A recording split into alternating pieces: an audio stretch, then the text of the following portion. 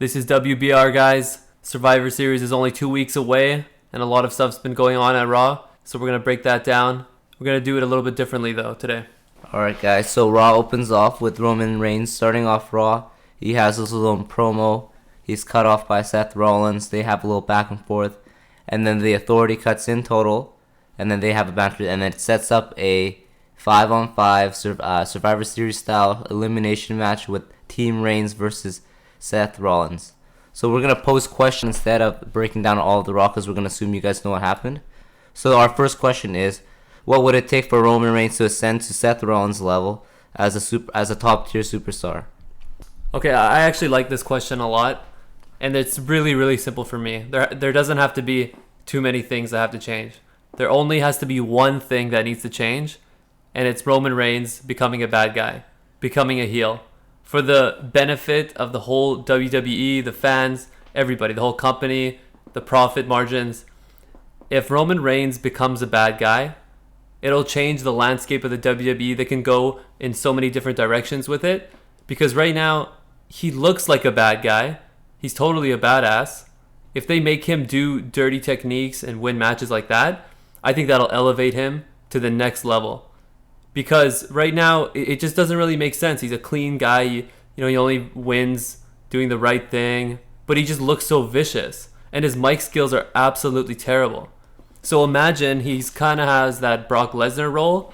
Everybody buys into how he's a beast and everything. And he doesn't really talk on the mic because he can't talk on the mic. That's the only way that you can make him succeed like Seth Rollins does without actually getting his mic skills exposed. So to me, the best way that he's going to extend to the next level is to become a bad guy. That's the only way. Well, my opinion on this take is kind of different from yours. I don't mind keeping him as a baby face because I know it makes sense to feud with Seth because Seth is the ultimate heel right now. But definitely it's got to be like somehow, some miracle, they got to increase his mic work by 100-fold. 100-fold.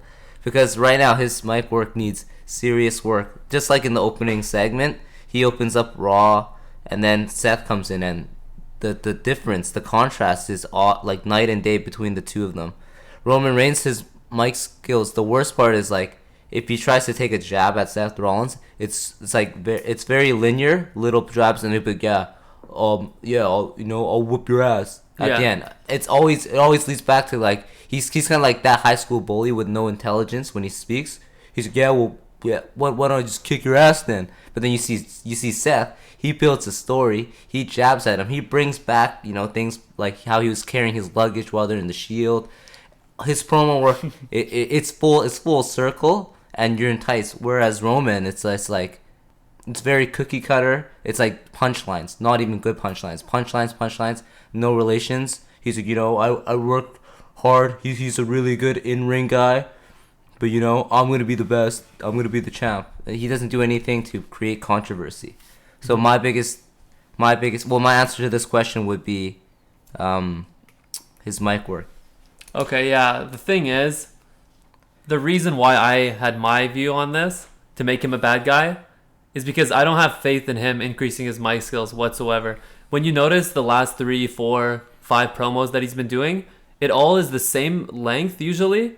It's about 30 seconds to a minute long, and he says the same thing. It's because he's trying to remember a script. Yeah, he's literally doing it in a script, whereas Seth Rollins or other people in the past, like The Rock and everything, you just give them bullet points and they'll go around it. Same with John Cena. His mic skills are actually really good. It's just you don't like his character, but his mic work is fine. His mic work is good because the thing is, a lot of people talk about how John Cena, he doesn't choose to be a good guy. Like the company wants him to become one. If he was a bad guy, I think he has the talent to become a really good one. Actually. Yeah, but I also hear stories where Cena, refuses to be a good guy because of his Make-A-Wish thing, his whole image, which kind of hurts the company in a different way. But that's not really the question at hand.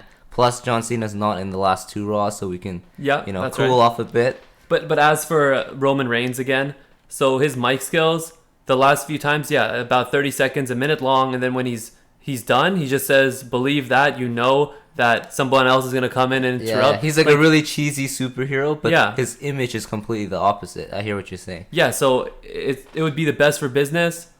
if he becomes a bad guy, be kind of like Brock Lesnar, but maybe talk on the mic a little bit more, or more to himself, like the lone wolf. So would you say his in-ring work is on par to be at top tier? No, that as well. His in-ring work is not that good, honestly.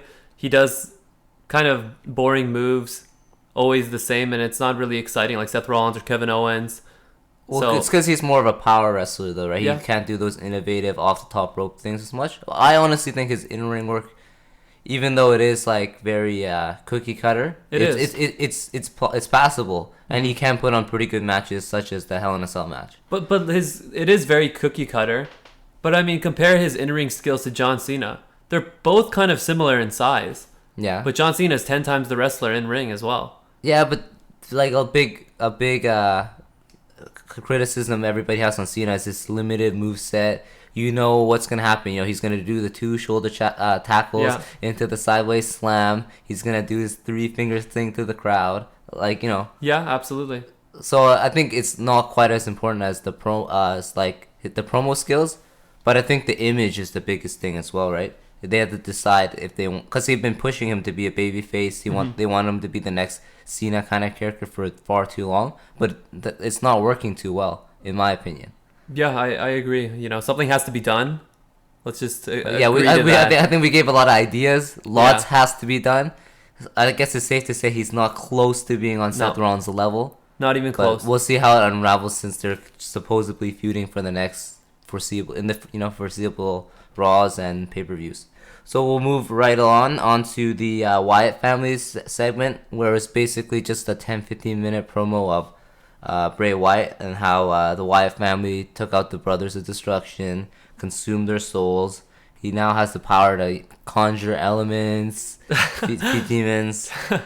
Yeah, so all in all, it was a pretty good segment, and it had a nice highlight reel of the Brothers of Destruction. So I guess the question we're going to pose today is, do you buy what the WWE creatives are doing in terms of trying to build Bray Wyatt into a big monster, scary, new face of evil kind of character to transcend or like try to compete with what The Undertaker has done, the Kane, those types of characters? You know, I absolutely do think he has the potential to really be the next face of fear. The only problem is there's no legitimacy in what's going on right now because he doesn't even win matches. He literally loses every single match that he's in. Even when we went to the live event, he gets beaten clean. Not even by some dirty tactics or cheap shots or anything. I haven't seen him win a legitimate match against, you know, kind of a medium or top tier superstar in so long. If he actually beats people, let's say he did beat Roman Reigns, hypothetically in Hell in a Cell. Right. It would add so much more to his character right now, being legitimate, a scary guy, the new face of fear. And he runs the Wyatt family. It's supposed to be such a big type of force in the WWE, but it doesn't feel like that anymore.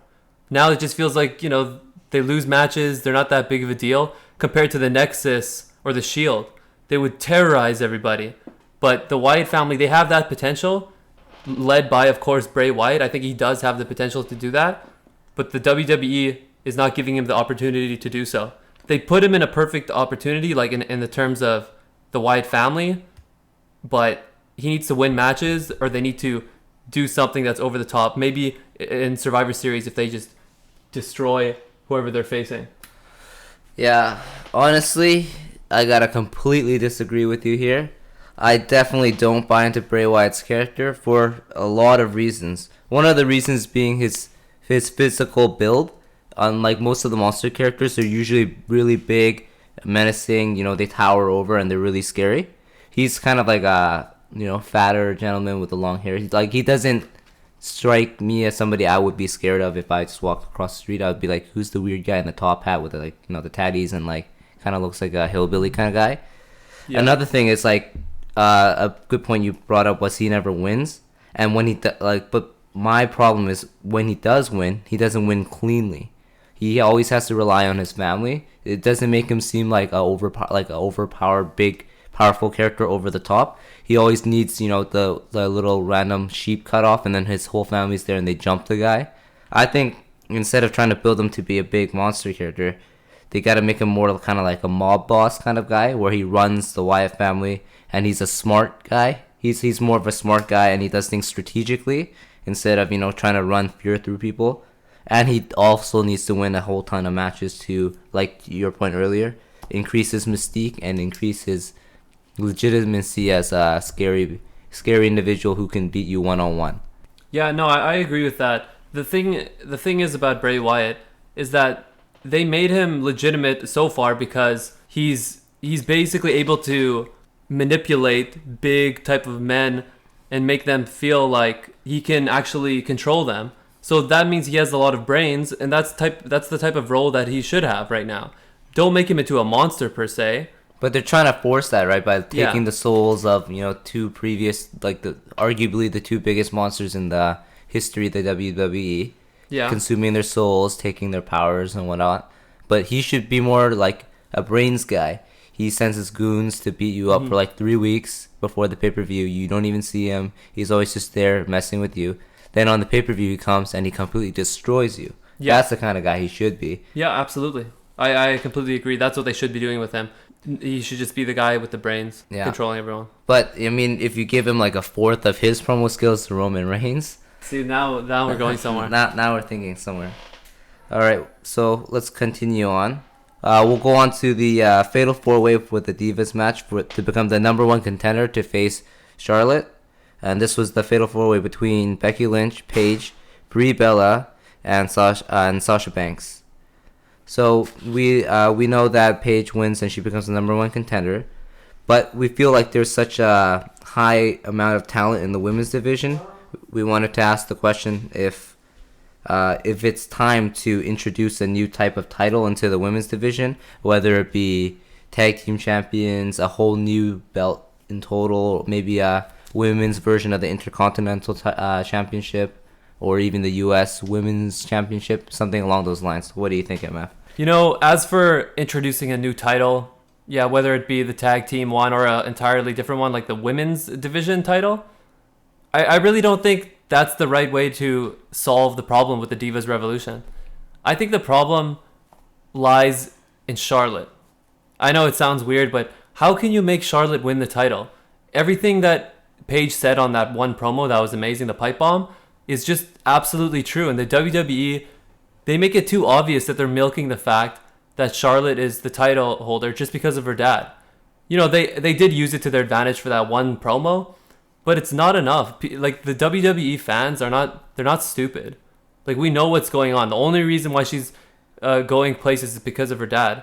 What needs to happen is Paige wins the title, which will bring real legitimacy back into the Divas division, because to me, she's the most talented, especially on the mic. She has the perfect character right now.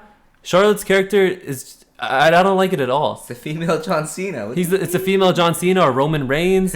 Even her mic skills is not that good. And don't get me started with Becky Lynch. I think she's absolutely terrible. I can't even understand what she's saying, but I guess that's not really her fault. But, I mean, come on. And then the Bella Twins, they're probably the most popular divas, plus Paige. But I'm not sure whether they should just go in an entirely different direction, make Paige win or Sasha Banks. But to me, adding a new title, it could be something interesting. But I think there's a lot more that needs to be solved with the Divas Revolution than just adding a new title. I don't know. I think that's like having a new title will solve a lot of the problems, though. Right now, you really only care about the title holder and who the number one contender is. More or less, most of the matches they don't mean anything otherwise. But if you put a secondary belt or a tag team division, you can put top tier divas such as Sasha Banks, Nikki Bella, Naomi, like those divas. They'll have a role, and if they hold the title and titles switch hands, you'll care about them a lot more, and then you can do a lot more things. You can break up this whole like team aspect because they're all fighting for one belt. But if one person on the team has the belt, the other two will never try to take the belt unless they do a heel turn like Paige. There's not enough real estate with the amount of talent. So if you were to choose, which belt would you add? It kind of seems like you want to add a tag team one. Yeah, probably the tag team, because they're big on this whole team thing and the Divas thing. Then just break that off, and then they'll have two different Diva segments, and it would be perfectly fine. It would be like back in the day when Edge and Christian, and then they had a lot of just strictly tag team division people, the Hardy Boys, the Dudley Boys, and you care about the division, they're top tier, but they do their own thing, and they don't interfere with the title runs unless there's a big faction war. Mm-hmm. And I think that's perfectly fine. And with the amount of female talent that's coming up, especially from NXT and everything, I think it's entirely possible. If there was a new title being introduced, I would think that the tag team one would be good. The only problem I have is with the amount of time slots that they have. They would have to add a little bit more, or they could just make each time slot less. But to me, I think the best way is to get rid of the Divas division completely and add the women's division. If they're leaning towards less kind of sexist stuff and making them more legitimate athletes, then I would just introduce the women's title instead. But then you still have the time slot issue, right? But I mean, I think it would be good in the long run because it is 3 hours of Raw. Lots of times they have popcorn matches that are filler. Yeah. It would just be a more jam-packed Raw, and maybe it'll help the ratings get up. Yeah, absolutely, they could. Okay. I think that's about all the important parts of Raw.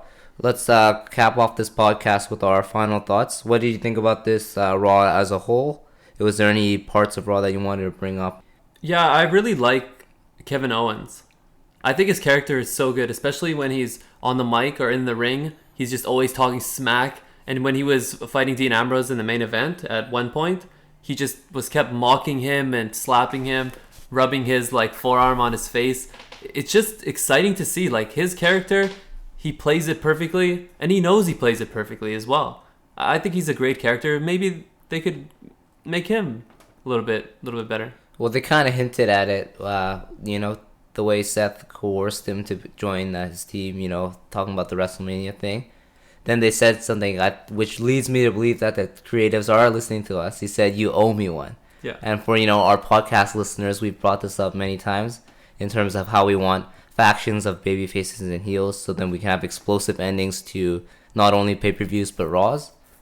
As well as the factions things, I wanted to bring up how I really hate how they're taking Dean Ambrose's character and just basically taking it to the back and shooting it. It's like, he should not be a babyface.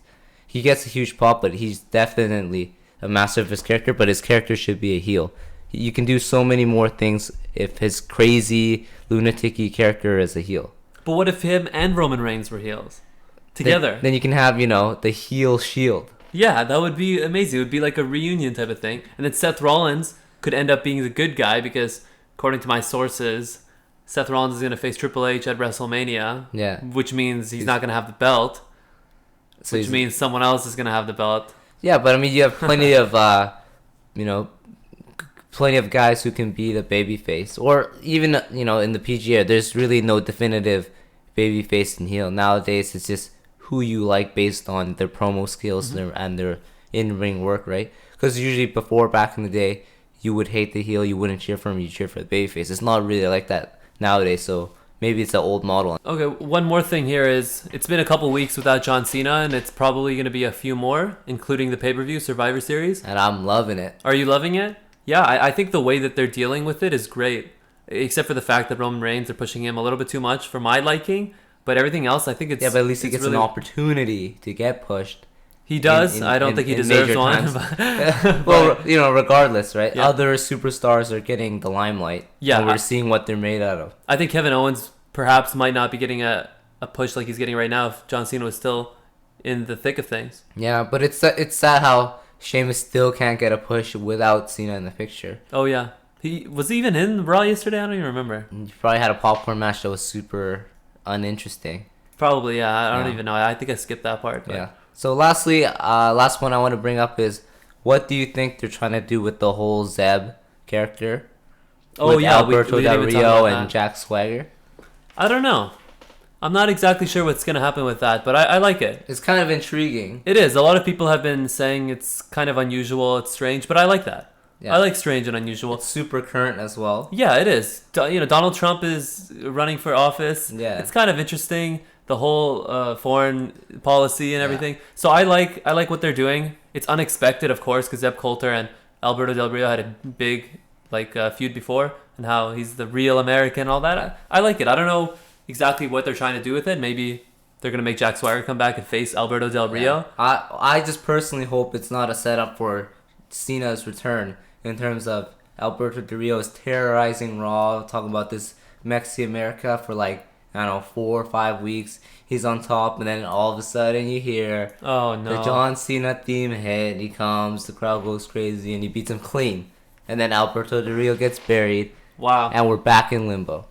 I think that's exactly what's going to happen now. I think you just enlightened me. Although I would love Jack Swagger to get in the ring and have a match. It'll be like they're fighting for Zeb Coulter. No, man. What's going to happen is Jack Swagger's just going to lose and lose and lose. And Alberto Del Rio will beat every, American type of kind of guy. He'll talk about this Mexican-American thing. Who can stop him? And then, who comes? The real American hero. Military Kurt Angle. I wish it was Kurt Angle, but John Cena. Kurt Angle. Okay, yeah, of course. No, I think just because the company loves him so much, that could definitely be possible. Although Kurt Angle would be amazing. Yeah, so how entertained were you overall by this Raw? It was solid. It wasn't as good as last week's, of course, but considering this has been 2 weeks away from Hell in a Cell, I thought it was better than... Yeah, all things considered, no Cena. Yeah. 2 weeks away from another pay-per-view for the middle of Pac Raw. Yeah. Not bad. The last 2 main events, I really liked it. Yeah, I really like the factions thing, though. Yeah. Where they put all the bad guys in one team and then all the good guys in one. And they're really setting it up for the future. This one was a Survivor Series type of match. The other one was a Fatal 4-Way for the number 1 contender. Maybe next week they're going to have something similar for the tag team titles. Yeah. I don't know. And what I really like is you don't 100% know how Raw is going to end. The last 2 main events, I wasn't sure who was going to win. And I like that.